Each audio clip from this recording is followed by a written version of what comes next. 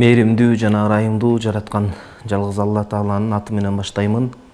Чындап Кудайга бардык шүгүрлөр, мактоолор болсун. Ушундай бизге иман тартуулап бергени үчүн. Мынакей азыр ден соолук өтө бир ден соолуктан адамдар жабыркап, кыйналып, зардап чегип жаткан учур ооруларга Кудайым шыпа берсин. Ушул имандан кийин ден соолук, бейиштин тилкеминдей жер бергени үчүн Аллах Тааларга бардык мактоо шүгүрлөр болсун. Бул ааламга жакшылыктын аныктаана үлгүсү, бардык кайырдуу, берекелүү иштердин күзгүсү катары жөнөтүлүнгөн сүйүктүү пайгамбарыбыз Аллах Тааланын элчиси Мухаммед Мустафа саллаллаху алейхи ва салламга көптөгөн салам салаваттар болгон болсун. Кудай Таалам ушул күндөрдө жалпы адамзатка, анын ичинде мусулман өлкөлөрүндөгү мусулмандарга, анан ушул Кыргызстаныбызга, Кыргызстандай берметтей болгон ушундай улуу касиеттүү жерде өмүр сүрүп жаткан бардык мусулман бир туугандарыбызга, адамзаттарына Кудай Таалам береке, молчулук, жакшылык, жакшы бир амалдарга эргешүүнү Кудай Таалам баарыбызга топук насип кылган болсун. Бүгүнкү сабагыбыз коомдун көйгөйү туурасында сөз кылмакчыбыз. Мына бул жерде бул бактылуулук формуласы деп Ахмад Таманхури устаттын китебинен окуп, анан күнүмдүк жашоодогу негизги нерселерге орчундуу маселелерди аралаштырып кетмекчибиз. Анда эмесе бисмилла. Устат айтып атат бул жерде ла хайра фи ситтатин илля ма ситтатин дейт. 6 нерсенин береке куту бөлөк бир 6 нерседе камтылып, ошол нерседе жашырылган.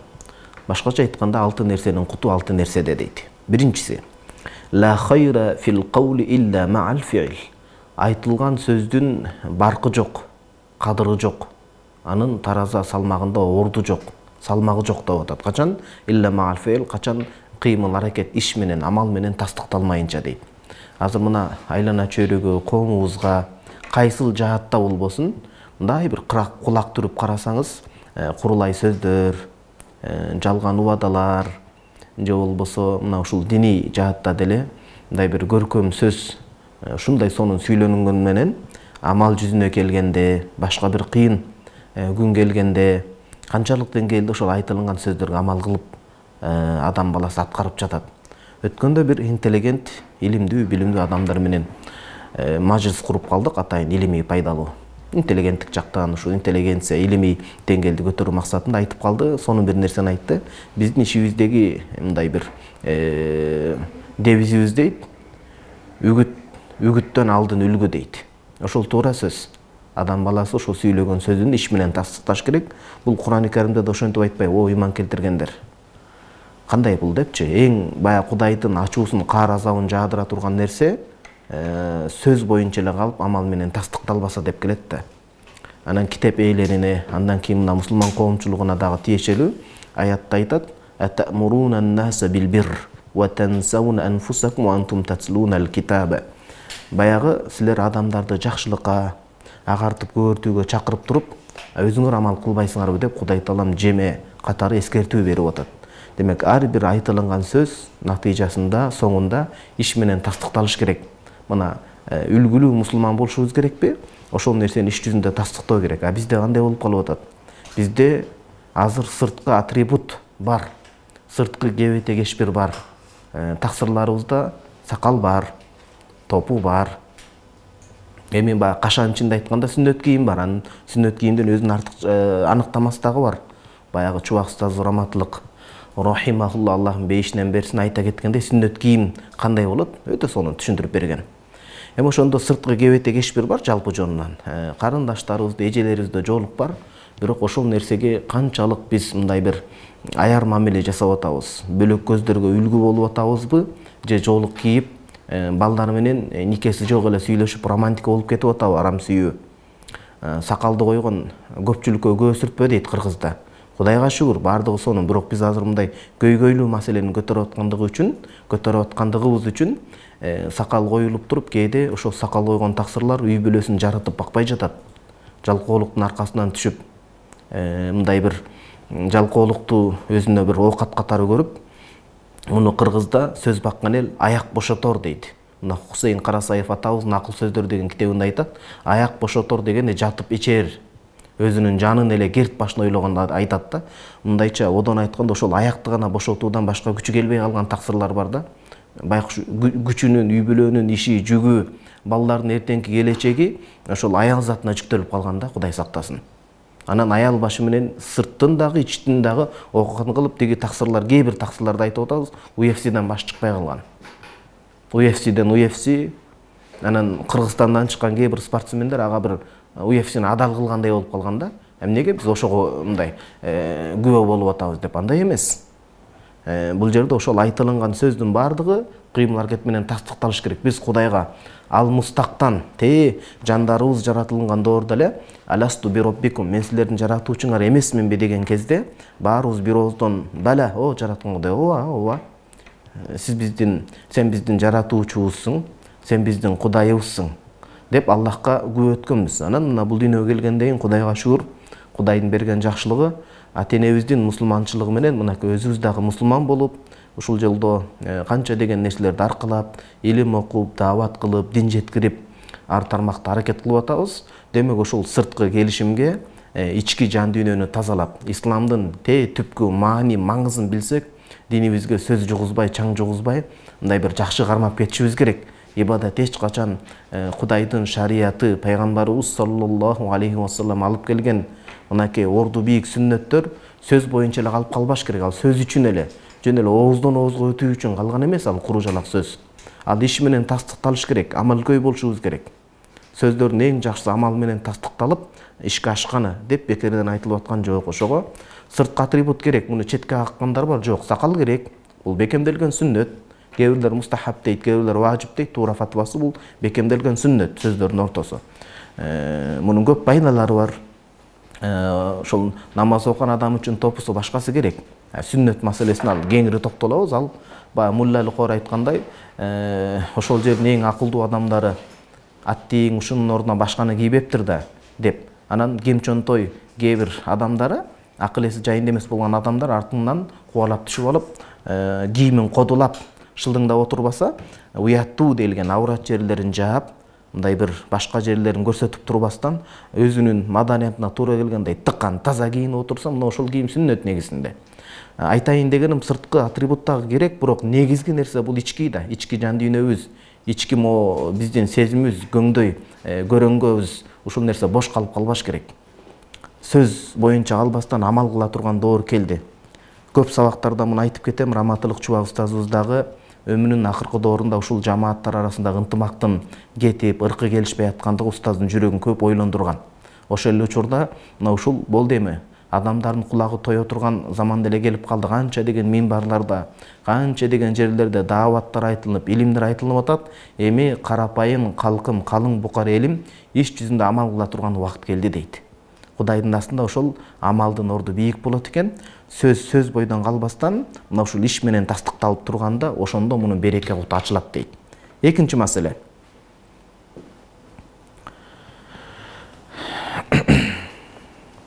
Экинчи маселебиз вала фил манзар илля маал махбар дейт. Адамдын сырткы кебете кешпири, тулку бою, анын чырайы эле маанилүү эмес. Анын ошол тулку бойдун ичиндеги камтылган жакшы баалуу сыпаттар менен анын берекеси ачылып, анын куту көбөйөт деп атат да. Сырткы кебете кешпири эле маанилүү эмес. Баягындай пластикалык операция менен же башка сулуу болуп болду деп эле баардык нерсе ошо менен ченелип калбаш керек. Адам ичи менен сулуу, ичи менен бартуу болот Кудайдын астында дейт. Хадисте да бекеринен сырткы кебете кешпириңерге сүрөткө эмес, сырткы бейнеге эмес, балким ошол негизги сулуулуктун чыга турган булагы жүрөккө каралат деп бекеринен айтылган эмес да. Мынакей кыргызча сонун эле бакытып жазып койдум. Бул өтө керектүү сөздөр. Көкүрөктө иман болуш керек. Көкүрөктө, көөдөндө. Мээде акыл болуш керек. Анан жадымды, адам эс тутумун, пикирин ошол элге болгон күйүт болуш керек дагы, колдо өнөр, эмгек болуш керек. Кайра кайталап айтайын бул маселени, көкүрөктө, көөдөндө иман болсун. Канчалык адам баласы тулку бою келишкен, чырайлуу адамдар суктана тургандай келбет ээси болгону менен, канчалык анын байлыгы, башка нерсеси болгону менен, көкүрөктө иман болбосо, ал акырет өтө кыйын болуп калат. Ошон үчүн эң биринчи көкүрөктө, көөдөндө иман болсо, мээде акыл болсо, ошол илим билимге ынтызар болсо, ичкен ашын коюп, өзгөчө жаштык кезди боштукка башка нерсеге эмес, илим билим, мол тажрыйбаны топтоо, эл таануу, дүйнө таануу. Кыргыздар муну илгери эле сөз баккан эл ата бабабыз айтып койгон экен. Атаң барда эл тааны, атың барда жер тааны депчи. Ата энебиз күчтүү болуп турган учурда ата эне да муну туура түшүнүш керек дагы. Ошол жаш балдарды илим билимге окутуп, чоң бир мүмкүнчүлүктөргө жетиштиришибиз керек. Мына жана жогоркуда айткандай накыл сөздө Кусейин Карасаев атабыз айтат, эми мындагы айтыла турган накыл сөздөр, макал лакаптар көбүнчө мал чарбасы, ушундай тоо, табият туурасында айтылат. Анткени ошол учурдагы биздин элибиздин жалгыз күн көрүп бага турган нерсеси бул ошол мал чөйрөсү менен болгон. Азыр дүйнө андай эмес да. Ошон үчүн ар тармакта бизде жакшы адистер керек. Адистер келиш үчүн жакшы илим билим болуш керек, тажрыйба топтош керек. Ошону айтып атат бул жерде. Көкүрөктө иман болсун, көөдөндө мээде акыл болсун, илим билим болсун. Айтор ички нерсе, жалпы ички баалуулуктар, акыл, мээ булар мындай бир бош болуп калбасын да. Кийин адамдын жадымында, пикиринде элге болгон күйүт болуш керек. Адам экинчи адамдан эмнеси менен жакшы? Элге болгон күйүтү, элге болгон ой санаасы менен жакшы. Бул пикирмандык, бул ой толгоо, эртеңки мамлекеттин келечеги, мусулман үммөтүнүн келечеги, жалпы мына адамзаттын келечеги үчүн адам бир ой толгооп, жүрөк саада болуп, сарсана болуп, канткенде мен пайда келтирем деп жашагандын өзү Кудайдын назарында эң чоң маанилүү болот. Үй бүлөдө деле ушунчалык баардыгы мындай бир Кудайдан жөө качкан болуп, ата энесин наразы кылып ак болуп атса, бир бала тың чыгып, саналуу болуп, ата энесине жүрөк заада болуп, кыжаалат болсо ошол баладан чыгат. Бул ата энесинин чыныгы улуу экен. Бул дүйнөдө төргө, акыретте бейишке сүйрөйт экен деген бир оопалуу, имандуу бала болот. Ошол сыяктуу элге болгон күйүт болуш керек да. Колдо ар бирибизде өзгөчө бул жаш муунга арналат. Колдо бизде өнөр, эмгекчил болушубуз керек. Жанагантип аяк бошотоор болуп калбашыбыз керек да, Кудай сактасын. Экинчисин айтып атат. Жөн эле сырткы кебете кеш бир тулку бойдун чырайлуулугунда, кооздугунда эмес, ошол ички жан дүйнөнүн бир нече баалуулуктарга толуусунда деп атат. Муну жогоруда кенен иликтеп айтып кеттик. Үчүнчүсү вала фил мал дейт. Байлыктын, курулай байлыктын өзүндө деле, мансаптын, байлыктын өзүндө береке, кайыр, жакшылык жок. Илля мал инфак. Ошону жакшы жолго инвестиция кылып, сарптай билүүдө, башкача айтканда Алла жолуна чыгара билүүдө, сооптуу деген нерсеге колдоно билүүдө дейт. Биз жаштар үчүн канча инвестиция кылып атабыз. Мына кенедей мамлекет, кечи мамлекет үй бүлөнү алалы. Ар бир үй бүлө өзүнүн балдары, келечек урпагы үчүн канчалык салым кошуп атат. Анын ыйманы кандай? Кудайдын сөзүн жайкы каникулдарда Куранды арабчасын так тааны окуп атабы? Мектептеги жетишкендиги кандай? Ал мына могу заманабыз илимди талап кылган учурда канча тил билет? Азыр тил биле турган заман. Азыр окуп чокуп, мектептин программасын жакшы окуп, аны менен чектелбестен канча деген китептерди тажрыйба алмаша турган заман. Демек, ушул мисалы акчанын өзүн дагы жакшы жолдо чыгарып, Кудай жолунда инвестиция кылуу, мына ушул байлыктын, малдын берекесин акыреттеги сурагын дагы жеңилдетет деген сөз да. Мына казак бауырларыбыздан, казак элинен чыккан Абай Кунанбаев деген атабыз бар. Биз баардыгыбыз мусулман болгондон кийин бир тууганбыз. Абай атабыз өтө бир чоң ар өнөрдүн ээси болгон улуу адам болгон. Кара сөз деген китепти жазган. Кыргызча вариант ал кыска гана которулуп чыккан, толук варианты которулган эмес нускасы. Ошондо айтат. Өтө бир тарыхта из калтырган сөздү айткан. Муну бир баарыбыз эстеп, колдон келсе жазып алсак жакшы болот. Кыргыз китепканаларында кара сөз деп мындай кээ бир гана варианты чыккан да. Айтат Абай атабыз: Кудайдан корк, пендеден уял дейт. Кудайдан коркконду билиш керек, пендеден уяла билиш керек. Пенде менен дагы эсептешип. Кудайдан корк, пендеден уял.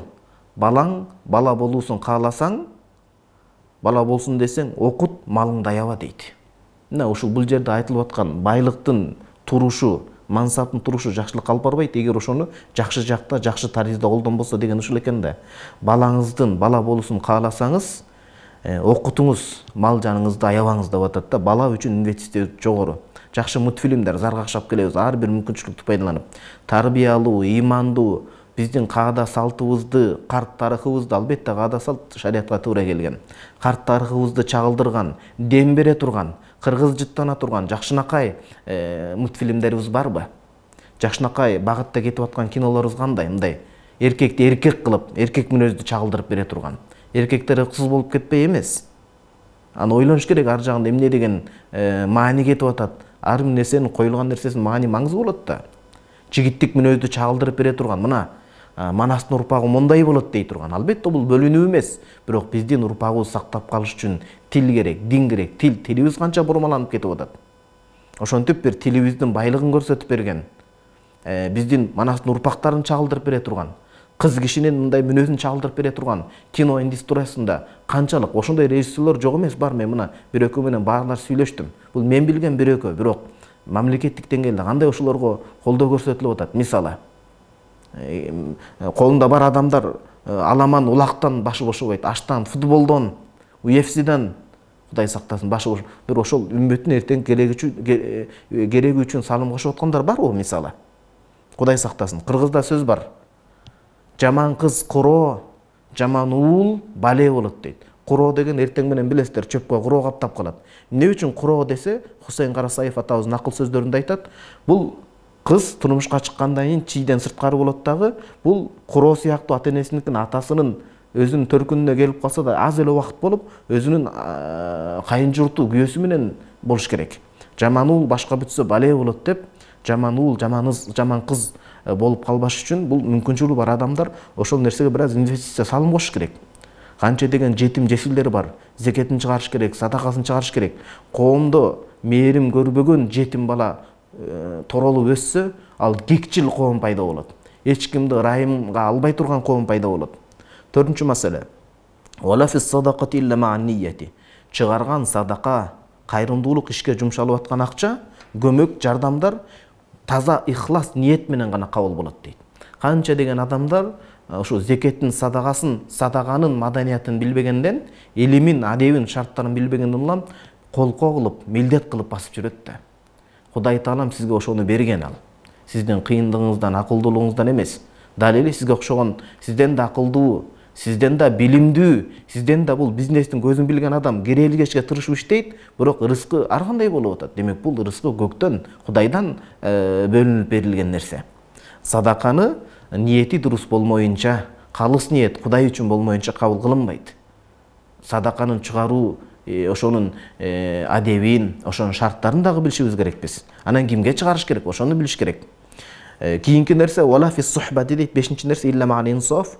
Чөйрөнү айтып атат да, ынсаптуу адамдар менен достошуп, жакшы чөйрө күтүү дейт. Мына азыр Кудай сактасын, суицид, мына аскерлерден канча балдар өзүн атып алды.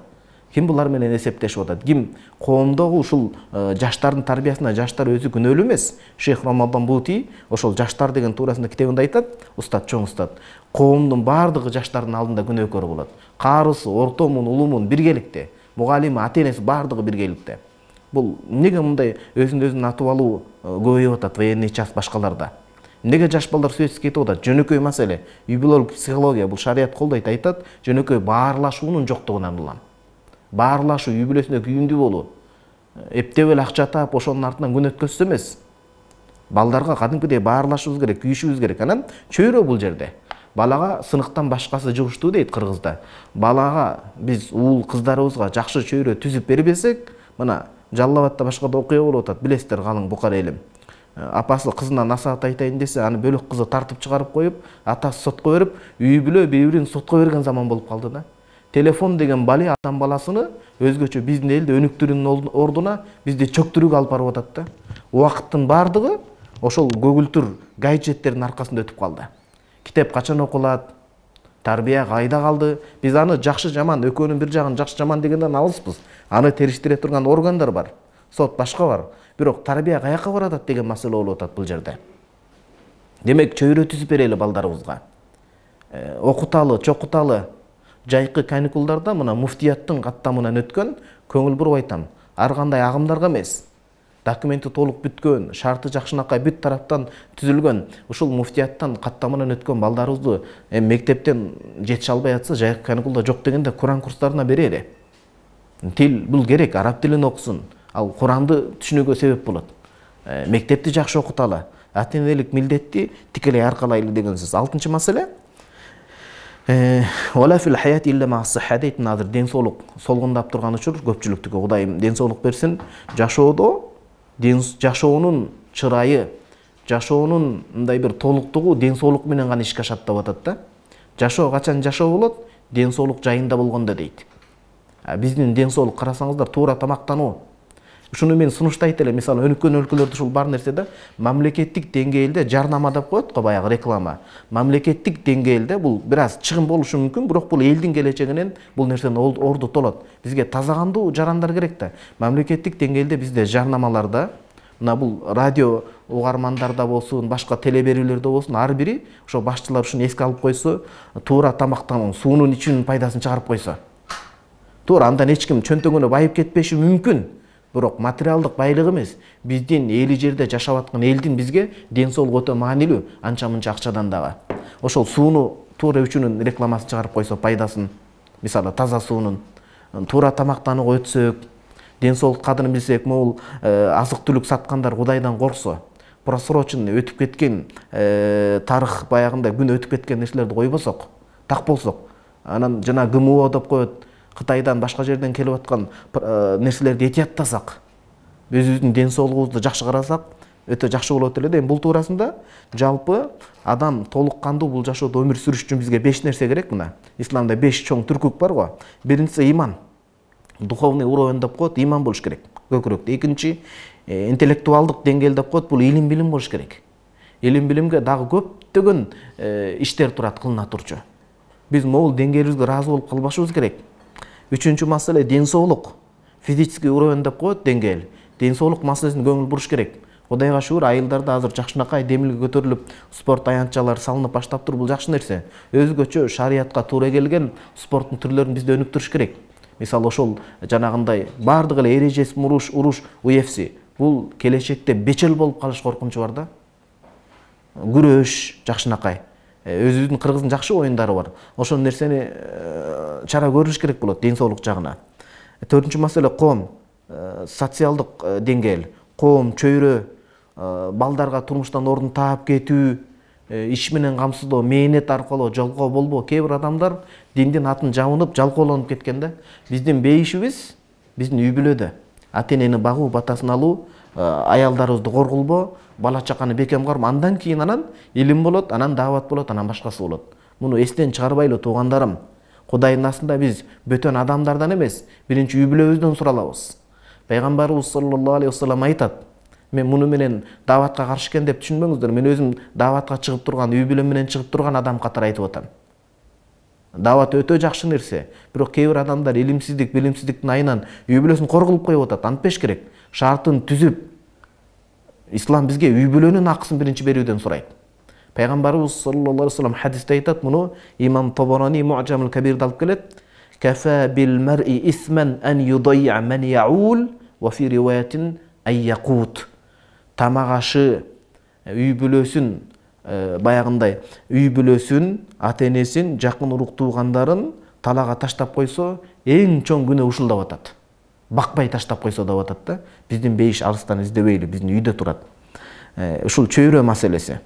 Анан бешинчиси, бул деле төртүнчүнө кириш керек эле негизи, социалдык уровень депчи. Бирок бул өзгөчө чыгарып атканым өтө зарыл, ошон үчүн кичи мекенди түптөө. Кичи мекен биздин үй бүлөбүз, кичинекей мамлекет бул. Үй бүлөгө ар бир эркек бекем турса. Албетте шарт ар кандай, бирок жакшы жашаганга тырышып, адал эмгекти аркылап, балдарын окутуп тапса болот азыр.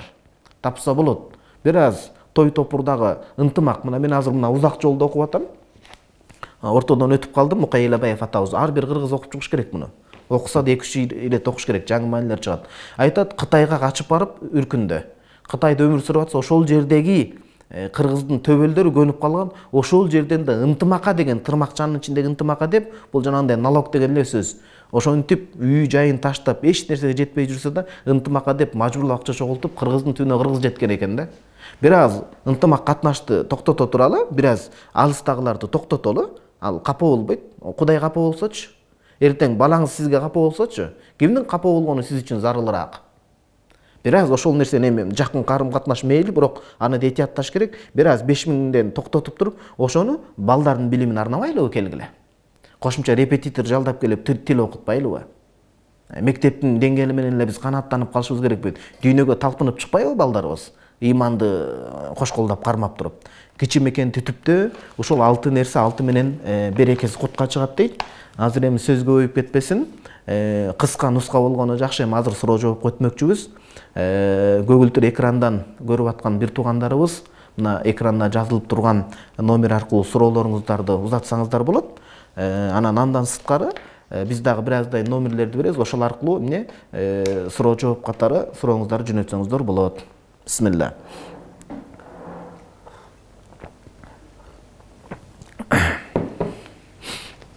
Анан азыр сиздер суроо жооп бере бериңиздер, даярданып. Суроо жооп бергенче ошо жанагы маселеге токтолуп туралы.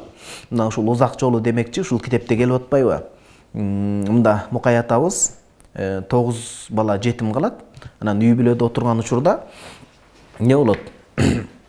Биздин бар дүр дүйнөбүз дейт. Бар дүр дүйнөбүз, бар байлыгыбыз сүткө көөлөнгөн бир чөйчөк талкан дейт. Эң бай адамыбыз ошол учурда каатчылык, жокчулук учурда ошол сүткө көөлөнгөн бир чөйчөк талкан деп отурат. Азыр Кудайга шүгүр, дасторконубуз канчалык. Ошон үчүн ысырапколчулукка жол бербесек экен. Бул баналый эле түшүнүктөр. Муну бая акыл үйрөтүп атат дебеңиздер. Көбүңүздөр билесиздер. Болгон ошол ысырапкорчулуктун кусуру жаман экен да бул. Ысырапкорчулуктун кусуру жаман тиет экен. Ошого көңүл бурсак, анан азыр суроо жооп келгенче дагы коомдо көйгөйлүү маселелерди көтөрүп туралы. Экинчи маселе мо коомдогу аял затынын орду деп, аял менен күйөөнүн мамилеси деп, аял затыны башканы феминизм болуп, укукчулдукка көп ыктап коюп атат да. Сырттан келген түшүнүктөр, баалыктарды Кыргызстанды кыдыра ошол нерсени баягындай сиңирипчи, андай эмес. Анан экинчи нерсе ошо көп үй бүлөлүү болуш, көп балалуу болуш бул өнүгүүдөн тыят деп Европанын стандартын таңуулап аткандар бар да. Бул ар бир бала Кудайдын рызкысы менен келет. Туура. Үй бүлөдө исламда ошол колдон келишинче ар бир 2 баланын ортосун жок дегенде 2 жыл 3 жылды баягында эненин ден соолугу калыбына келип, ден соолугун кайтарып, витаминдерин толтуруп, кийинки бала толук кандуу болуп, эне ошол убакта дарыланып, керектүү азык зат менен камсызданып, ал нерсе каралган жакшы. Бирок 1-2 балага чекте, андан сандан сапат деп. Бир чети туура айтылган, бирок түбү исламды жок кылуу маселеси, үй бүлөнү жок кылуу. Коомдо мынакей адамдар канча өкүнүп атат, көп балалуу болбоппуз деп. Кайсы бала кыйын чыгат ким билет? Ар бириси өз рызкы менен келет, аны Кудайдын ишигине кийлигишпейли.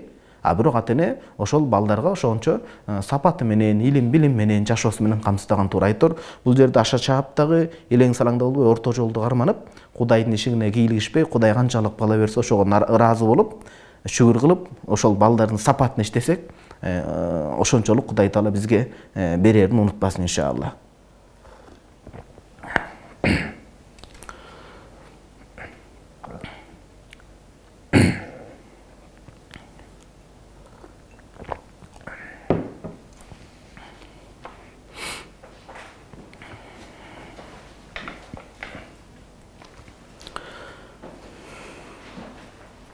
Мынакей бизге түз эфирден азыр суроолорду дагы жөнөтүп аткан экен. Сиздер баягы этибарга алынчу нерсе, биз Кыргызстандабыз да азырчы. Сентябрдын акырына чейин буюрса Кыргызстанда болобуз. Ошо түз эфирден дагы суроо узатсаңыздар болот. Биринчи суроо мындай деп келген экен. Устаз дейт, намаз окуганды билем, Куран окуганды билем, бирок эч эле амал кыла албай атамын. Жалкоолонуп кантип иманга бекем болом, көп күнөө кылып коюп атамын дейт. Куранда дагы бекеринен көпчүлүк түрдө жараткан Алла Таала кайрылып жаткан жери жок да. Көп буйруктарын карасаңыздар, мындай көпчүлүк түрдө буйрулган да. Бул дегени ошол чөйрө менен, жакшы коом менен бирге болсо, адамдын тайып кетүүсү, адашып кетүүсү мындай бир сейрек кездешет. Адашпаш үчүн, башка кылбаш үчүн ошондой эмгекчил, иманга бекем адамдар менен бирге жүрүш керек. Ырыс оошот, бак жугат дейт элде. Жамаатка барганга аракет кылыңыз. Мына 5 маал жамаатта 1-2 бар. Андан кийин ошол иштиарман, табарман адамдар менен сүйлөшүп мамиле куруңуз, алардын жакшы сыпаттары сизге өтөт. Анан Куран окуганды билем, бирок эч амал кыла албай жатам дейт. Кудайдан сураныш керек тахажжудта туруп. Тахажжуд бул Кудайдын мээрими, жакшылыгы жай турган убакта, о Кудай, ушул жамандык сыпаттан арыла албай жатам. Өзүң бир жардам бер, өзүң бир дарамет бер деп Кудайдан суранып, Кудайга тапшырып туруп, анан тобокел кылып, болду эми амал кылыш керек. Качанка чейин жалкоолонуп жата беребиз? Өмүр кыска. Эртең кабырда да уктай турган убакыт келет. Бул дүйнөдө мейли 6-7-8 саат уктайлы, калганын үй бүлө, жетишүү, мамлекетке пайда берели, адамзаттын өнүгүүсүнө бир аз берекесин берели. Мына мисалы лампочканы ойлоп тапкан адамдар, адамзатына мындай бир жылуулуктарды, газды, башканы ойлоп тапкандар, булар жаштайын эле жаткан эмес, окуп жетишкен булар. Булар жетишкен. Ошол себептен биз мусулман болуп туруп ааламга эмне пайда сунуштай алдык? Томас Эдисон деген болгон, ошол лампочканы ойлоп тапкан адам. Жаштайынан ошентип окуган, ата-энеси шарт түзүп берген. Биз мусулман болуп туруп ааламга канча сунуштап атабыз мындай масштабты ой жүгүртөлүчү экенин. Мамлекетибизге биринчи, кичимекенибизге, үй бүлөбүзгө, жерибизге, кичимекенге, мамлекетибизге, ислам үммөтүнө, адамзатка канчалык пайда келтирип атабыз. Ушулар бизге мотивация, дем болуш керек. Анан сөзсүз эле мотивация алыш үчүн батыштын китептерин окуш шарт эмес. Окуш керек, алыш керек, бирок жүздөн жүз ээрчип кетпеш керек. Сиздин мусулман экендигиңиз сизге чоң мотивация берсин да. Анткени Алла Таала ошончо калайык калктын ичинен тандап сизге иман берип атат. Ошол имандын акысын качан беребиз? Бөлөк бир аятта Аллах Таала айтып атат: "Ла юкаллифуллаху нафсан илля усаха". Аллах Таала "Ла нукаллифу нафсан илля усаха" деп экинчи аятта да баса белгилеп атат. Адамдын күчү жетпей турган нерсени бербейбиз дейт. Демек, бул ааламда күчү жете турган, Кудайга тобокел кылып, аткара турган иштер көп. Ошого аракет кылып, жалкоолукту коюш керек. Жалкоо адам жарыбайт дейт кыргызда. Аракет кылалы. Анан күнөө маселесин эми Кудайга тобокел кылып тахажжутта сураныңыз, анан жакшы чөйрөнүн артынан ээрчиңиз. Даватка чыгыңыз 3 күн мисалы, бирок жанагындай шарттарды бүт аткарып, аалымдардын сабагына барыңыз, үйдөн китеп алып келип китеп окуңуз. Неге биз китепти аз окуп калдык? Өзүбүз китеп окубайбыз, балдарыбыз кантип окуйт анан? Алма дарагынан алыс түшпөйт дейт. Ошон үчүн көбүрөөк китеп окуйлу. Мына ушул жаатта Имам Гозалийдин рахимахулла китептерин көп окуңуз. Бул кишинин китептеринде береке бар кадимкидей, өтөт. Имам Нававийдин китептерин көп окуңуз, үйдөн сатып алып, Момундардын бакчасы деген кадимкидей жүрөгүңүздү ачат. Экинчи суроо дейт. Менин суроом, жолдошум намаз окуйт, бирок тамеки тартат, намаз кабыл болобу дейт. Эми канчалык деңгээлде кабыл болуп атат, жок, бул Аллага маалым. Туура сөз, канчалык кабыл боло тургандай шартты аткарып атабыз деген маселе бар да. Албетте эми тамеки себептен кабыл кылынбай калат деп эч ким айта албайт. Ал Алланын илиминде. Даараттын, намаздын өзүнүн шарттары бар да. Кыбланы караш керек, дааратчан болуш керек. Анан ички өзүнүн рүкүндөрү бар. Ушулар аткарылса, биз моюндагы парыздан кутулабыз деп айта алабыз. Кабыл болду болбоду, бул Кудайга. Кабыл болот деген үмүт менен аткарабыз. Бирок биз ошол шарттарды, ошол намаздагы сөз ушулар жасалсын, аткарылсын намазга кирүүдөн алдын деген сырткы жана ички шарттарды, рүкүндөрдү аткарышыбыз керек.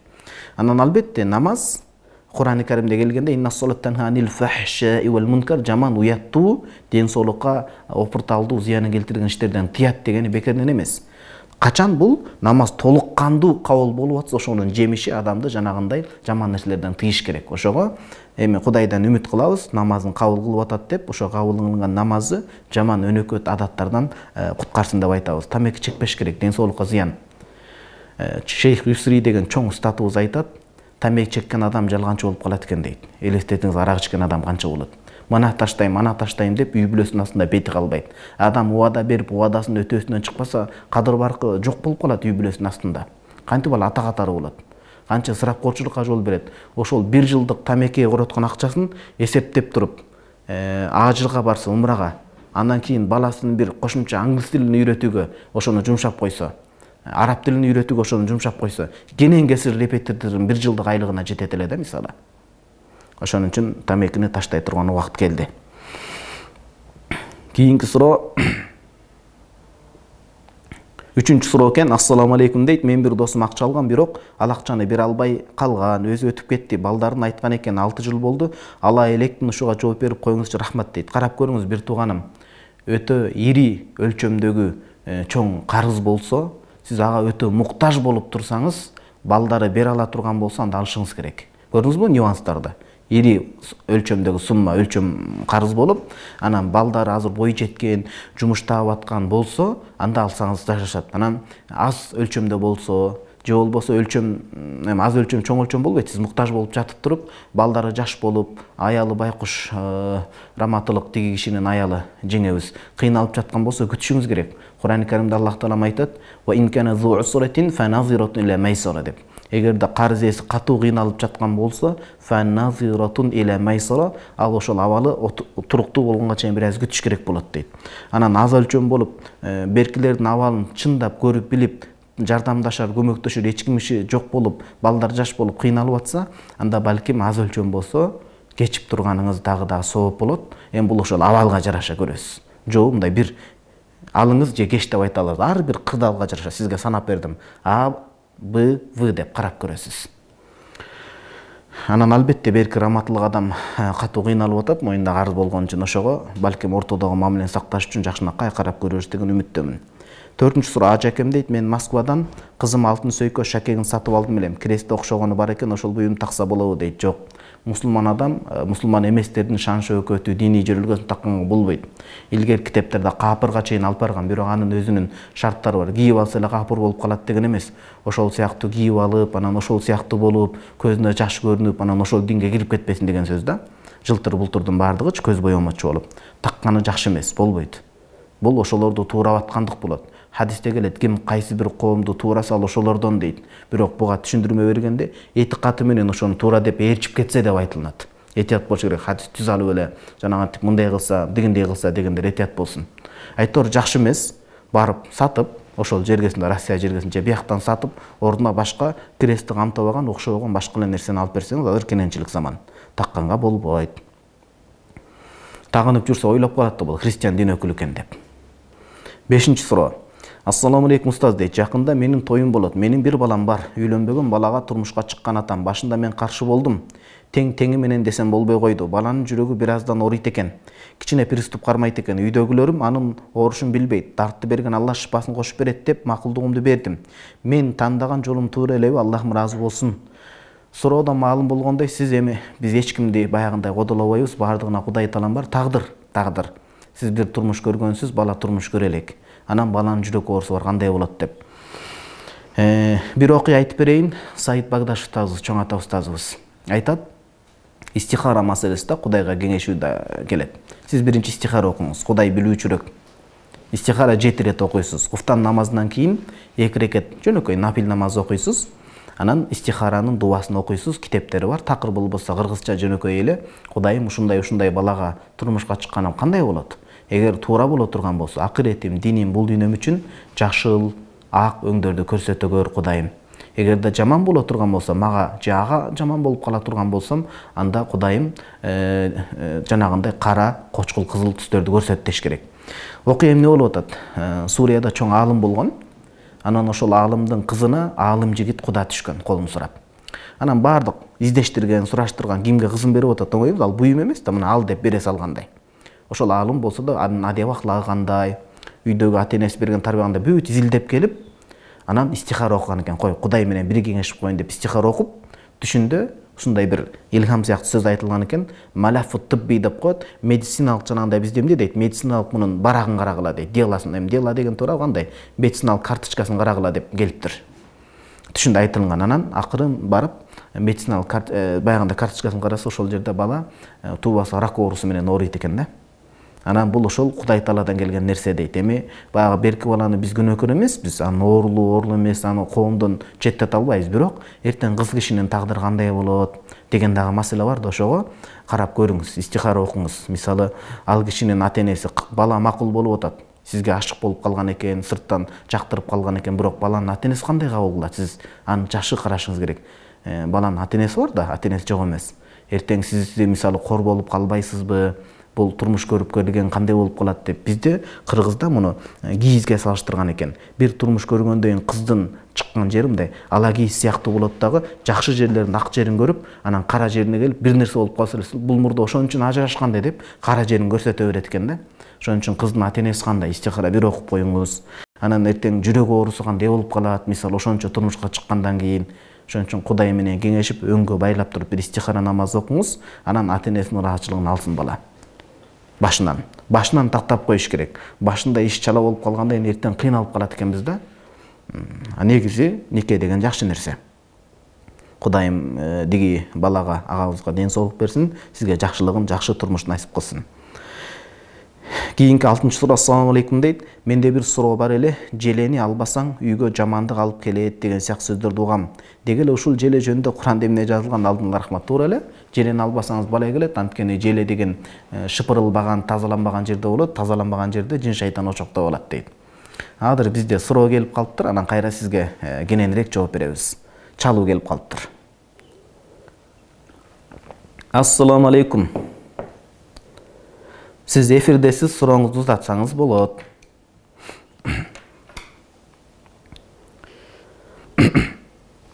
Кайрадан бир ирет байланышканга аракет кылып көрүңүз. Негедир байланыш жакшы орун албай калды. Ооба, үйдө желе турганда ал баян мындай түшүнүктүү эле нерсе да, ал чаң болот, башка болот, балдарга денсаулыгына зыян болот. Түгүл таза үйдү деле билесиз, жанагындай абаны алмаштырып туруш керек. Аванын кургап кетүүсүнө мынакей мурун кетет, мурун кеткенден өпкө дем алуу начарлайт, адам ошондон эле ооруп кала берет. Сыртка деле чыгыш шарт эмес да. Таза үй ошентип үйдү абасын жаңылап турбаса, жанагындай желе байлап калган үйдү элестетиңиз канча болот. Анан Куран-ы Карим боюнча Анкабут деген сүрө бар, жөргөмүш дейт. Аллах Таала ошо жөргөмүштүн желесин эмнеге мисал келтирет билесиз? Ва инна ауханал буют лабайтул анкабут деп келет. Баягы үйлөрдүн эң алсызы, тузактардын эң алсыз тузагы бул жөргөмүштүн желеси дейт. Муну тамсил катары Кудайым колдонуп атат. Бул дегени бирөөгө адам оргатса, орго өзү түшөт. Айламалын туура эмес кылса, Кудайга куулук кылам десе, аныкы жөргөмүштүн үйүндө мындай үлпүрөгөн болот дейт да. Азыр сизге кайтып келебиз, бизде түз чалуу бар экен. Ассаламу алейкум. Сиз эфирдесиз, сурооңузду узатсаңыз болот. Жакшы, рахмат. Ассаламу алейкум.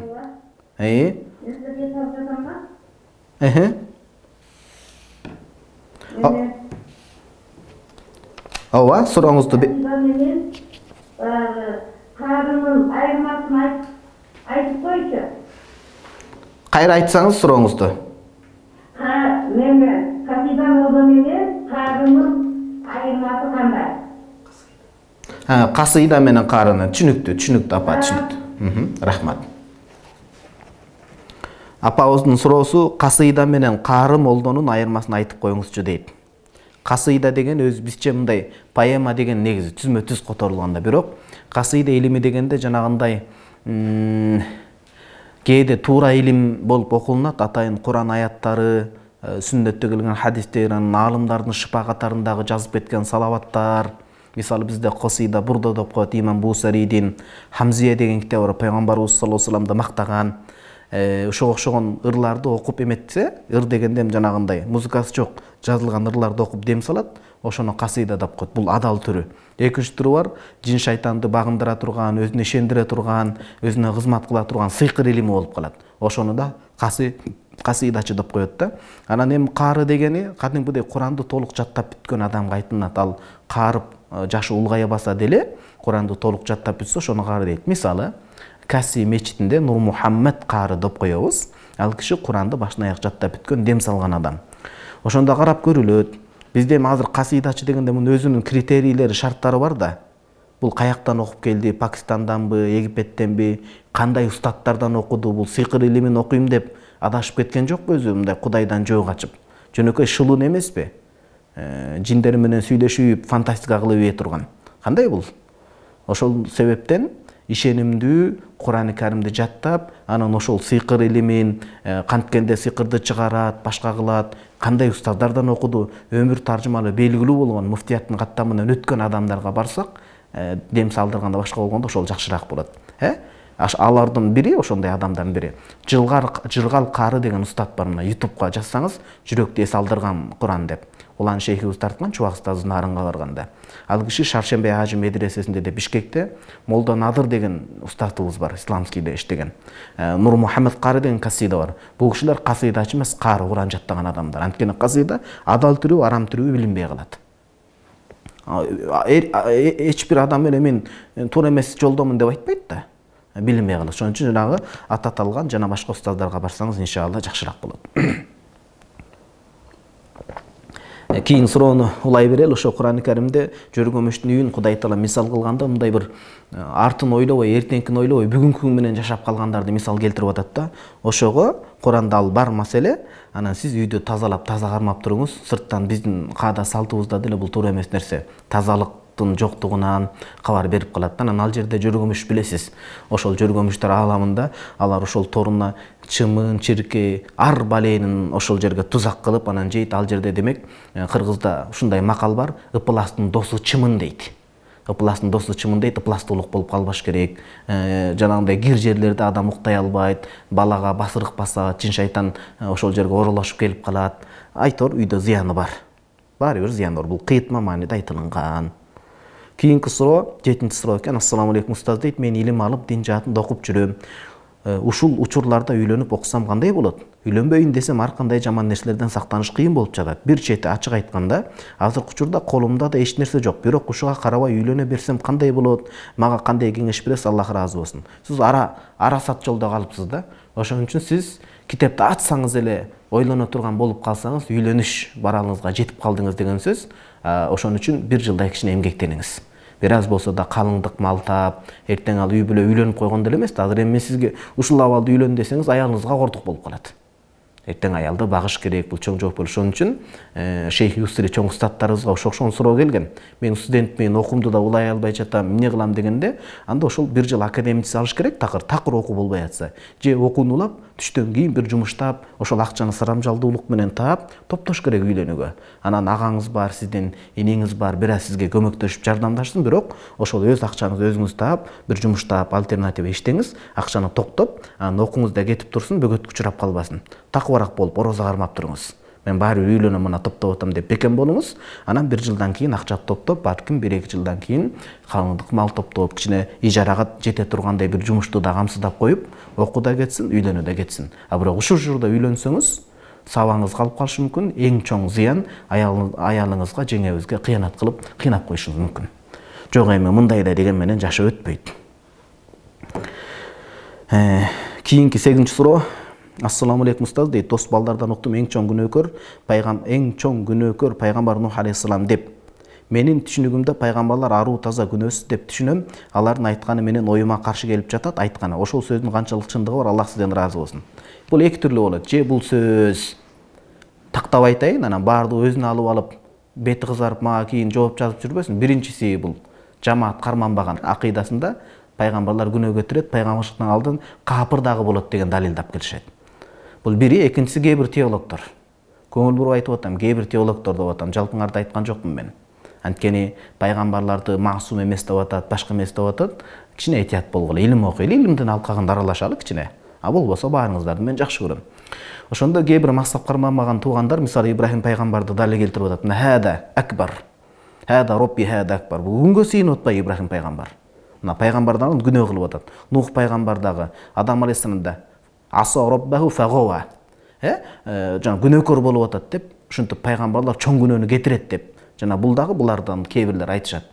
Эң туурасы пайгамбарлар булар маасум. Чоң күнөөнү эч качан кылышпайт. Кичине күнөөчү, кичине күнөө экиге бөлүнөт. Кичине күнөө динге тиешелүү күнөө, андан дагы таза сакталынган, бирок жанагындай адамдын кадыр баркын түшүрбөйт. Кадыр баркын түшүрө тургандай бир экесин уурдап жеп коюу, мындай көчөдө туруп заара кылып коюу, көчөдөн тамактанып коюу, кадыр баркын кетирип мындайды кылбайт. Бирок кичинекей күнөөлөр унутуп калуу, бир нерсенин туура бар, туурараак бар. Ошол туурасын тандоо ушулар эмне кылат десе, кээ бир адамдар ушундай жерде адашышы мүмкүн дейт. Жаңылып Кудай таалам кайра тууралайт, кээ бирлер мында да адашпайт деп айтат. Анан Нух пайгамбарды күнөөкөр деген адамдар кайра жакшылап, сиз айткандай, уккандай айтышса, иманында коркунуч бар, этият болуш керек пайгамбарлардын антип айтуудан. Куранда Аллах таалам айтат: "Ва яжтаби илейхи мен яша." Кудай өзү тандаган эң мыкты инсандарды тандайт дейт. Бул сөздүн түбү Кудай тандоосунда жаңылыптыр. Бул даанышман эмес экен, акылы кемчондой экен, Кудай сактасын, астагфирулла. Мына туура эмес тандап атат деген сөзгө алып барат. Жок. Адам алейхиссалам пайгамбар, масак барманбаган туугандар, Аллах менен баарыңыздардан ыраазы болсун, илимге жакындайлы, ынтымак үчүн күйүп аткан сөз бул. Пайгамбар эмес дейт, Нух пайгамбарды күнөөкөр дейт, туура эмес бул. Чубакстардын сабактарын окуңуздар, анан көп китеп окуңуздар, жарасы жеңил Кудайым буйрса. Бөлүнбөй эле деген маселе. Илимий жооп ушундай болот. Кийин бизде ал сиздин эле оюңузга эмес, ислам таалиминде ал ушундай каршы келет. Бизде эфир бар экен, чалуу. Ассаламу алейкум. Сиз эфирдесиз, сурооңузду берсеңиз болот.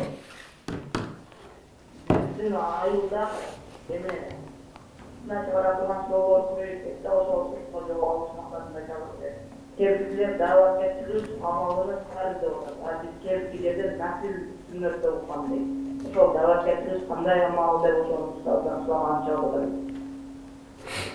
Түшүнүктүү. Башка сурооңуз жок да сизде? Негизи бул маселени биздин муфтият бар да. Муфтият эмнеге турат? Аалымдар кеңеши бар. Муфтият да кадимкидей сонун жооп берип, уставда башка да каралган. Бирок мен илимий жактан да жооп берип кетейин. Мындай, ар бир адам ыймандуу болуп, ыйман келтиргенден Кудайдын ошо ишеним акыйда маселесинде Кудайды асманга отургузуп койбой, пендеге окшотуп ийбей, Кудайды жаратуучу деп, өзүн жаратылган макулук деп таануу ишеним жаатында бул милдет. Амал жаатында ошол диндеги буйруктар 5 түркүк, ошон үчүн амал менен аткарыла турган намаз, ар бир адамга орозо, ден соолугу жеткен адамдар, байлыгы жеткен адамдар зекет чыгарып, байлык орунда болгон адамдар ажылыкка баруу бул негизги парыздар болот. Анан дават болсо, ал-амру бил маруф ва нахи анил мункар, жакшылыкка буйруп жамандыктан кайтаруу бул фардул кифая болот. Кээ бир коомдун ичинен, кээ бир илимдүү, дасыккан адамдар ошол дават ишин аткарса, жакшылыкка чакырып жамандыкты кайтарса, калган адамдардын мойнунан түшөт. Демек, дават бул түпкүлүгүндө эмне болот экен? Фардул кифая, жаназа намазы сыяктуу. Жана бир адам кайтыш болуп дүйнө салса, адамдардын баардыгы ага жаназа окуй койсо, баардыгы тең күнөөкөр болот. Жакын туушкандар ошол жердегилер жаназага турса, калгандардын мойнунан күнөөсү артылат. Бул фарду кифая болот. Бул бир негизи жалпы өкүм. Анан эми сиз жашап аткан аймакта дейли, ушундай бузукчулук көбөйүп, ал жер алыс болуп, ошол муфтияттан, аалымдар кеңешинен же чоң көрүнүктүү аалымдарыбыз ал жерге бара албай, ошондой мындай туура эмес нерселер көбөйүп аткан болсо, сиз илим окуган адам катары, жок дегенде исламды тааныган адам катары ошол нерсени айтпасаңыз, адамдар бузукчулугун көбөйтүп ийе турган болсо, сиз жалгыз болсоңуз, анда сизге айтыш фарду айн милдет болуп калат. Бирок анда да илими менен, таанышмандуулук, хикмат менен, адеби менен сонун кылып жеткирип айтыш керек. Анан эми бүгүнкү күндөгү, бүгүн Кудайга шүгүр, аалымдар жетип атат, соц тармактан угуп атат. Бүгүнкү күндөгү дават өкүм бул жакшы нерсе. Көчмө медресе. Ошон үчүн эң туурасы дават, бидаат, дават жакшы деп талашпастан, бул көчмө медресени колдоп, жакшы нерсе колдонуш керек. Бул ошол аалымдар барып дават кылып, сабагын айтып кетип атса, мустахаб, сүннет, мустахабтын даражасындагы жакшы амал. Ага каршы чыкпастан бул даватты колдоп эле анча-мынча адамдар кетирген кемчиликтерди оңдоп, үй бүлөсүнө карагыла, тың болгула, анан чыккыла, илим билим окугула, аалымдарды сыйлагыла, бөлүнбөгүлө сен инкаршык менен даватчы дебей, деп ошондой сүннөт, мустахаб даражасында карманып кеткен жакшы, мустахаб даражасындачы, нафил даражасында. Бизде азыр дагы чалуу бар экен, ошого жооп берсек. Ассаламу алейкум, сиз эфирдесиз. Сурооңузду узатсаңыз болот. Сураңыз сурооңузду. Мен сизге суроо берейин. Алысынын хайнеме неме тоготпой жашабайын кетип калганда, мен баласы 2 айда бала болгонмун да. Анан кийин атасы өтүп кетти. Ол алысынын турмушка чыгып кетти, ошол бала алганы туурабы? Ошол өзүнүн баласын кайтарып алса деп атасыз да, Бирок кайтарып деле алам деп келбеди да. Макул, түшүндүм, жооп берем. Башка сурооңуз барбы эже сизде дагы? Азырынча ушул эле. Рахмат, Алла разы болсун. Бизде, Аллахым разы болсун, шариатта хаккул хадана деп коет. Бала эне акысы, эне балдарды багып алуу акысы деген сөз да. Аял киши, мисалы сиздин сүрөттө абысыныңыз балалы болгон, жаш кезинен, ымыркай кезинен сиз багып алгансыз, анан диги кайнеңиз кайтыш болуп, абысыныңыз башка турмушка чыкты. Мындай. Мен жалпы шариаттын өкүмүн айтайын, хадана бөлүндө келет. Аял киши балалы болуп калганда, күйөө менен ажырашканда, бала эне тарапка берилет. Эненин мээрими көбүрөөк болуп, плюс эне багыла турган болсо. А кээ бир эне багылбай кала турган болсо, анда кыйын маселе. Эне багыла турган болуп, энелик мээрин бере турган болсо, шариатта эненин мээрими көбүрөөк белгилүү куракка чейин. Кыз бала балагатка жеткенге чейин, эркек бала өзүн эптеп жумуш кылып калганга чейин эненин колунда болот. Эгер эне кайтыш болуп кетсе, же эненин тарбия бере албай өзү кыйналып жүрсө, же күйөөгө чыгып кетсе, азыр сиз сурагандай болуп, анда эненин энесине берилет. Тай энесине кетет бала деген сөз. Тай энесинин көзү туруу болуп, алда ден соолугу оорубай карап тарбия бере ала турганбыз тай энесине. Анан болбосо тай эжесине, ошо эне жагында айланып жүрөт. Анан алар тараптан эч кими жок, же болсо да алардын өзүнө тарбия керек болуп, Кудай сактасын, эми жашоодо ар кандай да. Жашоодо 5 кол тең эмес. Алардан эч ким болбой атса, анда ошол ата жагын өтөт, же атанын агаларын, энелерин өтөт. Эми бул учурда карап көрүлөт. Күйөөгө чыгып кеткен кезде Жок. Бала, эгер баланы бир сиз айтып атасыз, талап кылган жок деп. Талап кылса, тайенесине берилет, тайенесинин көзү бар болсо. Тайенеси болсо, бага турган, батыр бола турган деп болсо, тайежесине берилет. Алар бакпай турган болсо, кыз жанагы кайнеңиздин өтүп кеткен адамдарына берилет. Жок, алар менен ортодо келишим кылып, мен багып алайын, боор басып калдым, тарбия берип калдым тырмактайынан, мен апа деп таанып калды деп алардын астынан өтүп уруксат берсе бир жөн. Бирок ушул абалда деги абысыныңыз өзүн ала албайт, анткени күйөөсү батыра бербейт да. Күйөөсү жакшы чыгып калып, мейли чогуу багалы деп талап кылып калса, шарияттан да берүүгө акылуу болосуз анда. Милдеткер болосуз дегеним. Кыскача ушундай. Кудай Таалам ыраазы болсун. Ошол балдарга түрүлөй жетим калбай жакшы тарбия берилсин. Анан жогоркуда жанагындай даават туурасында суралдык, бул мындай да. Көчмө өдөрс канча адамдар, канча рекеттер, зектер, илим жол менен, ушул даават жол менен келип оңолду. Канча адамдар намаз окуп калды. Муну эми мындай жетимсиреткенибиз туура эмес.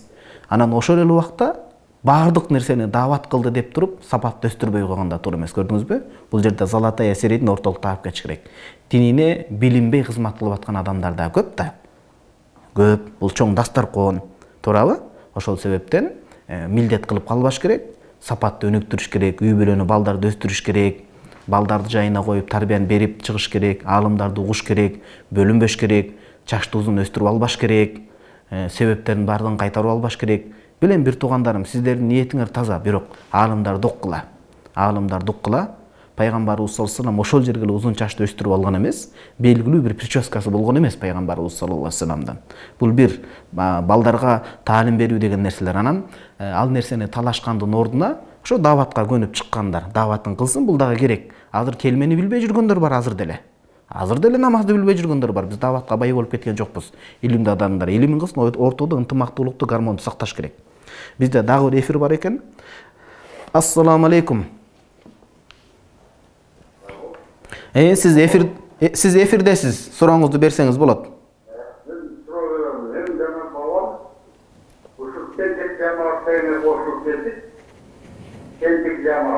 Түшүндүм. Ооба, угуп атам, түшүндүм.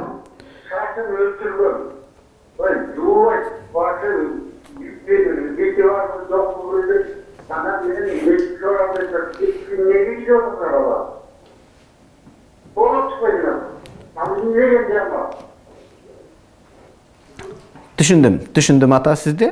Байланыш начар болгон себептен акырына чейин укпай калдык. Биринчи мындай, бир туугандарым, биз бир четин алып туруп бир тараптуу кодулаган туура эмес. Устазыбыз Раматылык балчыга барганда, булар мектепте балдарын окутушпайт экен, дегүү дегенде бүт молдолор бир тарап турган, устазыбыз мындай көрөгөч экен, бул эми шакирт болуп калган үчүн эле мактагандык эмес. Ошол жерде акыйкат сүйлөгөн үчүн. Анан аларды да алып келип уккан. Эмнеге себепке мектепке көрбөй атасыңар? Эркек менен балдар бирге отуруп атат, кыздар, тарбия бузулуп сабак берилбей болот. Демек анын деле сөзүндө кээде жан бар да. Биз бир тараптуу алар жер куруп, алар эмне? Анан убагында ошолорго дагы бир сөз кеткен да ошончолук деңгээлде. Алар жөндөрүнөн эле чыкпады да. Ошон үчүн муну сиз айтып аткан тентек жамааты бул эркелетип айтылган, якыншык инкаршыктап коет. Алар биринчиден биздин бир тууганыбыз. Аларды коомдон бөлүп коюуга эч кимдин акысы жок. Муну ар бирибиз жакшы билишибиз керек. Кодулап, түртүп, анан тиги МВДнын балдарына, ГКМнын балдарына берип, аразын аны менен иш бүтпөйт. Иш ошону түшүндүрүү, илимий таризде бүтүш керек.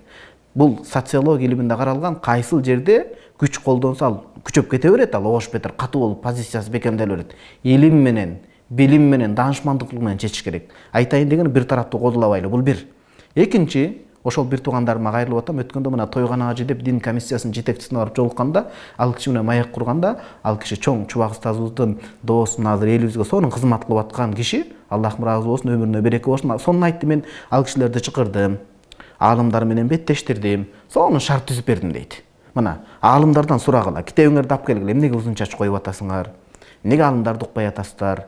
Мен силерди сыйлайм деп сонун аалымдар менен беттештирип, бүт маселелерин чечип жолуктурдум дейт. Демек, Кудайга шүгүр, муфтият деңгээлинде дин комиссиясында мына Тойган Ажыга сонун иш-чара түзүп бериптир. Ошондой, а кишилер бир тарапта болсо, анан аалымдар башлап бир тарапта туруп жаман дей берсе, маселе бүтпөйт. Жүздөнүш керек. Адам мындай чогулуш керек. Анан бир туугандарым мындай да, биз биринчиден чач маселеси сырткы атрибуттар. Мен негизги ичиндеги акыйда маселесине жолугушайын. Кээ бир ошол туугандарыбыз акыйдада мазхаб карманбаган туугандардын акыйдасына кирип кетип, коомго мындай баардан бидатка чыгарып атат да, таксырым. масхаб карманбоо, бирөөнү капырга чыгаруу кече жакында чыккан бале бул. Илим тарыхында караганда элестетиңиз, сиз экөөбүз бечарабыз, мен эң бечаралардын бечарасымын. Фатиханы эптеп окуп жүрөбүз. 200 миң, 300 миң, 400 миң хадисти билгендер деле татынакка масхабын карманып жүргөн, адепти карманган адамдар болгон да. Ошон үчүн акыйданы жакшынакай ордуна коелу, бул бир. Экинчи, шариатта аалымдарыбыз дугалы. Кур'ан-ы Каримде Аллах Таалам айтып атат: "Фасалу ахля зикри ин кунтум ла та'ламун." Билбесеңер билгендерден сурагыла. Адамдын билбегени көп. Пайгамбарыбыз саллаллаху алейхи вассалам буйрук келип түшүп атат: "Ва кур робби зидни илма", күн сайын илимимди көбөйткүн деп. Аалымдарга келгиле, илимге келгиле, жамандабагыла эч кимди. Аалымдарга келгиле, маселе чечилет. Анан азыр мына угуп атам, ошол тентек туугандарыбыз кадимкидей иштеп, мурда ишти да таштап койгон, иштеп кадимкидей бизнес кылып атат. Мунун өзү деле карап турсаңыз чоң себеп да. Бул Кудай Таалам бизди ата-энеден дүйнөгө алып келип койгону, бул өзү себеп эмеспи?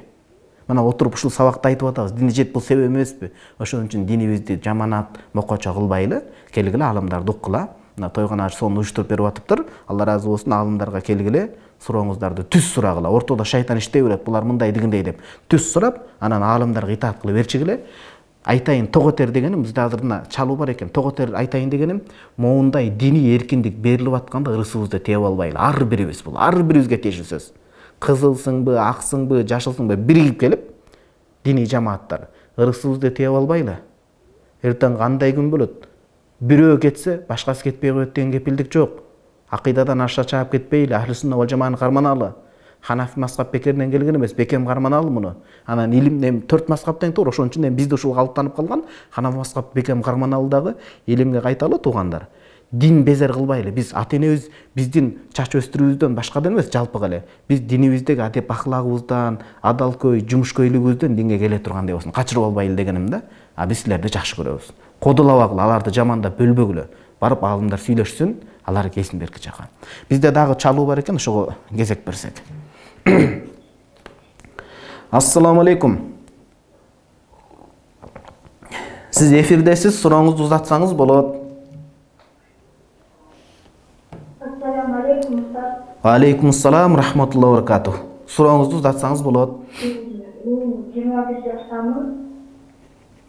21 жаштамын, эки баланын апасы болом, анан азыркы мындай кимейин жашоодо өзүм жоготуп жүрөм да. Намаз окуп, кайра туштап коюп, сиздин аябай өтүп кетти. Сиздин балдарга туура тарбия бергим келет да, анан айта бериңиз. устазыбыз эки жолу түшүнүп кетти. Кандай болуп кирди экен устазыбыз? Бир жолу кирдим, эмеде эшик такылдайт да, ачсам таксып келаткан экен, анан мага даракка суу берип койсун деди, анан алып чыгып кеттим. Мени урушту да, неге намаз окубай жүрөсүң, намаз окуу деп. Анан намазды баштадым, анан 2-3 жолу окугандан кийин кайра туштап койдум да. Анан кайра дагы бир жолу түшүнбөй кетти. Бул центральный мечитте мага баян айтыптыр да.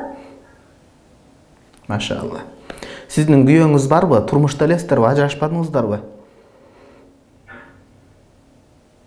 Жок, жолдошум бар иштейт, мен үйдө отурам дейт. Кудайга шүгүр. Ошо күйөөңүздүн кызматын кылып, ыраазычылыгын алып, балдарды тарбиялаңыз. Азыр мен сизге жооп берем. Кантип намазга бекем болуу, кантип туура тарбия берүү. Анан эсиңизге алыңыз, чубак устазыбыз көрүнгөн адамдардын түшүнө кире бербейт. Бул түштө ганимет билиңиз.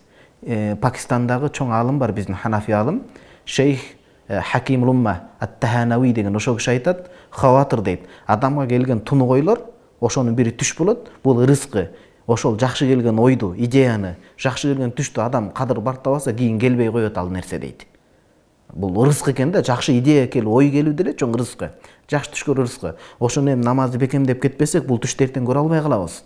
Анан экинчиден Шейх Үсри деген чоң устазыбыз айтат, оли адамдар, чыныгы аалым, туура жашап өткөндөр өлгөндөн кийин токтоп калды десек эмес, өлгөндөн кийин алардын берекеси улана берет. Мына ушунун далили чубак устазы иншалла, Кудайдан үмүт кылабыз, мынакей адамдардын түшүнө кирип, түшүндө да даават кылып кетип атат да бул нерсе. Бул бир тараптуу мактоо эмес, бул илимдеги акыйкат сөз.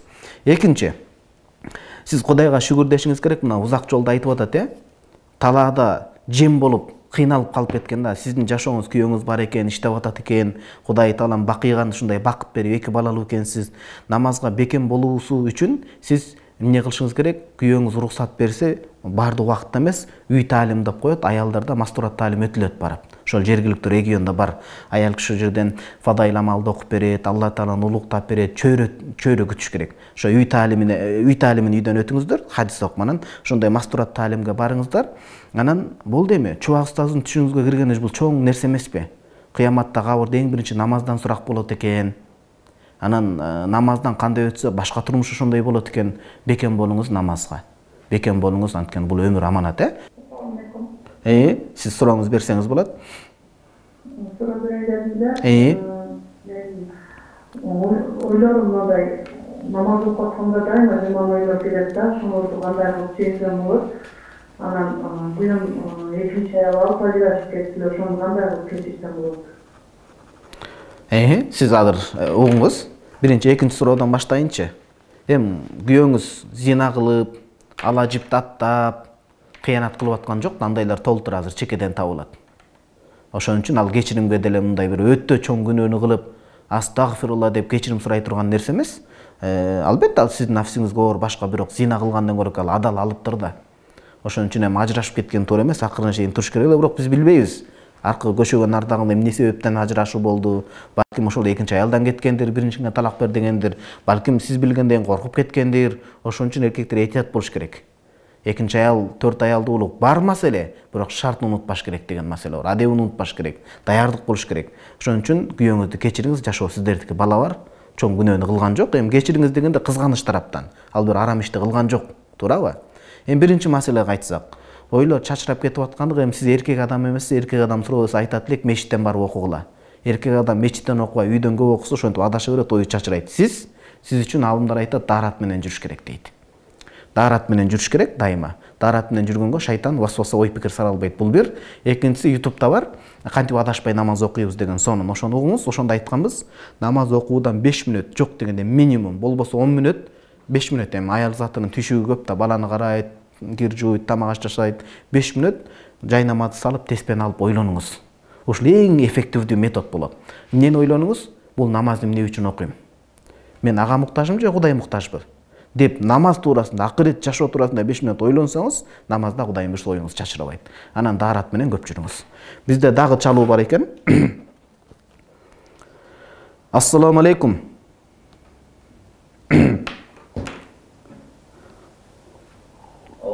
Ассаламу алейкум. Сиз эфирдесиз. Алейкум ассалам. Жакшы, Аллага шүгүр, Алла разы болсун. Сурооңуз? Мен суроом мындай да, мен кетмемет окугум керек анан сол кетмеметте канча жылга чейин атын мен алып чыгып окуйгам да. Кайсыл жаатта дейсиз? Мен туризм жаатында. Туризм. Туризм, ооба түшүнөм, Ошол жаатында. Эми сурооңуз кандай болуп атат? Ошол эми атын мен сыртта жүрүп канча жылга чейин окуй алам деген шариатта кандай болот? Канча жыл окуй алам деген маселе сыртта жүрүп. Түшүнүктүү. Негизи туризм менеджмент окуусун окусам болобу, сыртта жүрүп калам. Эми бул дегени сиз менен биздин көйгөй бир эле. Ата-энебизге кызмат кыла албай калып атабыз, сыртта жүрүп калып атабыз, кандай болот деген маселеде психология илиминде, улан шейхибизге Аллахым разы болсун, сепарация деген түшүнүк бар. Ошо сепарация дегени мындай, бизде апаларыбыз илгери айылда эстесеңиз кыштакты сепаратордон тартып, каймагын берип, сүтүн берип, көк сүтүн күтүп турат элек го, стакандарды, чөйчөктөрдү колго кармап, ошондой сепарация дегени убактылуу өз учур, бул даанышмандуулуктун ичине кирет. Өз учурунда керектүү учурду колдон кое бербестен убактылуу кийинки чоң пайда үчүн ажырап бөлүнүп туруу деген сөз. Кайра кайталап айтам. Өз учурунда абалды туура баалап туруп, кийинки келечекте чоң пайданы алып келүү үчүн убактылуу гана бөлүнүп туруу деген сөз. Көрдүңүзбү? Бөлүнгөн нерсе кошулат. Эми ата-энеңиз жаш болсо, өтө картайып калбаса, бул биринчи нюанс. Экинчи, өтө үйдүн жалгызулуу болбосоңуз, бул экинчи нюанс. Анда ошол бул менеджмент, туризм керек. Биз мына мамлекеттик казынаны арам нерсе менен толтура бербей, туризм менен толтурсак ашып кетмек эле да. Биз канча деген жерлерибиз бар. Мына өткөндө кайын журтумда ата-энемди Каркырак алып барып келдим. Карпырада эс алуулар сонун жерлерди, канча жерлер жасасак бизге даяр турат экен.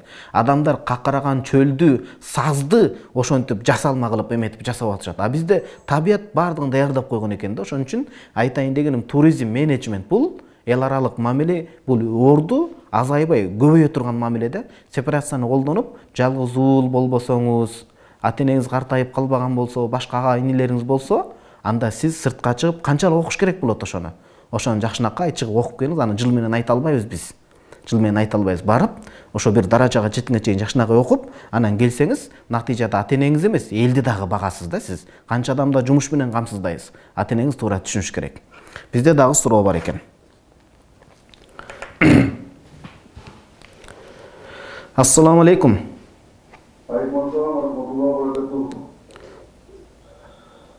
Сурооңузду берсеңиз.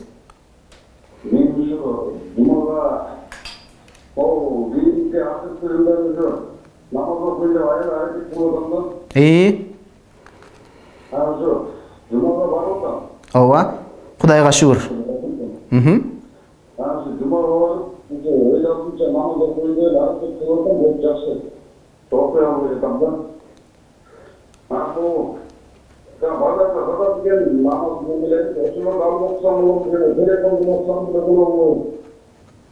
Түшүндүм.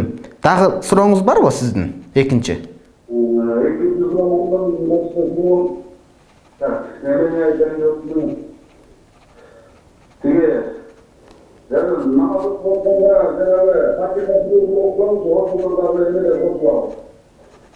Түшүнүктүү. Аллахым разы болсун. Аба сизден Аллахым разы болсун агам. Аллахым диндеги кадамдарыңызды бекем кылсын. Бул намаз бактылуулукта Аллах менен жолугушуу.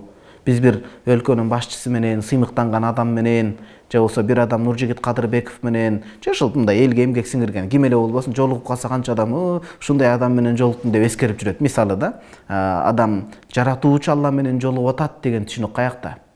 Бүт дартты, ооруну, санааны бөлгөн бүт нерсени биз жаратканга жолугуп чечип алып атабыз деген сөз да.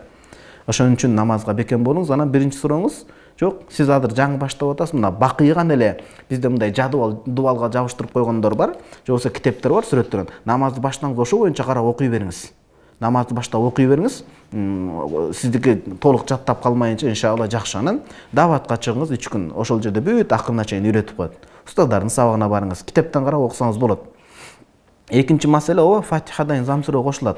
Мисал айталы, куфтан намазы, же азыр шам намазы болот. Шам намазында биринчи рекетинде Фатиханы окуйсуз, бул важип. Анан Фатихадан зам сүрөнү кошуш керек, важип. Мисалы, кыска сүрө бар. Илгертеден көпчүлүк окуп жүргөн Кул хуаллаху ахад, Аллахус самад, лам ялид ва лам юлад, ва лам якуллаху куфуан ахад деген бир кыска сүрө бар. Ошону кошуп коесуз.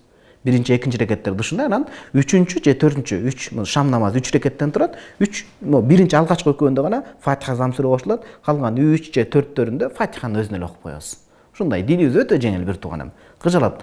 Намаз бул оор, шайтан бул оор дей берет. Кагазды карап да окуй бериңиз башынча, намазга бекем болгондойун, анан эмне болуп кетет? Кудайым буйрса, жакшы болуп кетет. Анан даватка чыксаңыз, коом менен бүт аттахиятка отурганга чейин ушундай бир момун болуп каласыз. Аллахым берекесин берсин. Биз чалуулар келгенге чейин азыр бул WhatsApp'тан келген түз эфирдеги суроолорду окуй берели. Мен чет мамлекетте окугум келет дейт. 9-чу суроо. Шариятта канча жылга чейин ата-энесинен алыстап жүрсө болот? Рахмат, Аллах разы болсун. Бул жанагы суроого окшош экен, ата-эненин ыраазычылыгына каралат. Жеке өзүм 2010-до бойдок барып 4 ай окуп, анан ал жерде көтөрүлүш болуп, бөйрөгүм ооруп кайтып келгенмин. Кийин үйлөнүп, Кудайдын жакшы бир бактылуулугу менен, берген жакшы тагдыры менен 2011-жылдан бери четте окуп жүрөм, Кыргызстандагы эсептебегенде. Ата-энем жаш, ата-энем туура түшүнөт. Менден кийин иним бар. Аллага шүгүр, ушундай түшүнүктүү ата-эне бергенине. Бул да чоң рызкы. Чектеп аткан жери жок. Азыр окуй турган нерсе көп. Эмнеге 2011-ден бери бүтүп койбойбу? Жок, шарият терең илим. Бул өтө терең илим. Жоопкерчилиги чоң, аябай. Анан ошол себептен мына окууну аркылап жүрөбүз. Бул ата-эненин ыраазычылыгына каралат. Ошол экинчиден окуу канчалык жемиштүү, канчалык келечеги бар. Мисалы, туризм менеджмент бул бизге керек. Кыргызстан барып турган туризм да бул. Ошол аркылуу канча элибизге жумуш таап берсек болот. Жакшынакай инвесторлорду алып келсек болот. Анан инвесторлорду алып келгенде шапка сурап отуруп, аларды качырып үркүтүп ийбей ошондой мамиле түзгөнгө сиз себепкер болосуз деген сөз да. Бул ата эненин ыраазычылыгына, анан окууңуздун жемиштүү, мөмөлүү экендигине булардын баардыгы каралат. 10-чу суроо. Ассаламу алейкум рахматуллахи баракату. Устаз дейт, суроо: асыр намазынан кийин макрух убакытта Куран окуса да болбойбу? Болот, Куран окуса. Жакында эле көзгө зыян деп уктум, ушул туура маалымат, Аллах ыраазы болсун. Китептен окугансыз муну сиз. Илгери шамчырак свет болбогондон кийин ал убакта Томас Эдисон керек элек болчу. Томас Эдисон кийин келген.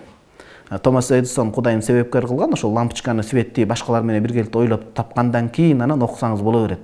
Мына азыр деле биздики шамга жакындап калдык го, сүйлөп атпайбызбы, окуп атпайбызбы китептенчи. Окусаңыз болот, көзгө зыян эмес. Жарык сол жактан келип күчтүүрөөк болуш керек, бүт окуу методикасын туура коюш менен. Илгерки учурда шамчырак болгон, көздүн майы кетип калбасын, кийин көр болуп калба деген эле маселе. Окуса болот. Бизде шам намазы болуп калыптыр. Ошону менен биз бүгүнкү эфирибизди жыйынтыктасак, айтыла турган нерселер көп эле. Айтыла турган нерселер өтө көп эле. Кудайым буйрса, Аллахым амандык, жакшылык берсе, кийинки эфирде да жолугабыз. Эскерте кетүүчү нерсе, азыр Кыргызстандамын. Кийинки эфирде да Кудайым буйрса оорубасак, форс-мажор эле болуп кетпесе болот. Ошого сурооңуздарды даярдап, мына түз эфирден баарлашкан, бул мен үчүн да чоң бакыт экен. Кудайым адаштырбасын, дуа кылалы. Амин.